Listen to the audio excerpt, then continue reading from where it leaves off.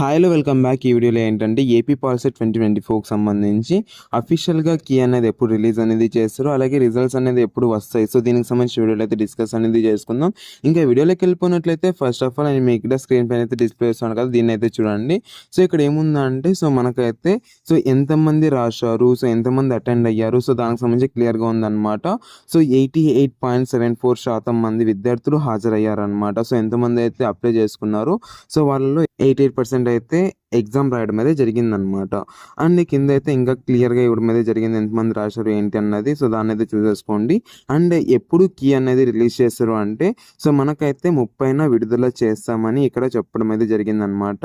మే 10th లోపల ఫలితాలు కూడా రిలీజ్ అనేది చేస్తాము అనేసి ఇక్కడ క్లియర్గా ఇవ్వడం అయితే జరిగిందనమాట. సో మనకైతే మే 10th లోపల మనకైతే రిజల్ట్స్ అనేది రిలీజ్ చేయడం అయితే జరుగుతుంది. అండ్ 13th అయితే కీ అనేది రిలీజ్ చేయడం అయితే జరుగుతుంది అనమాట.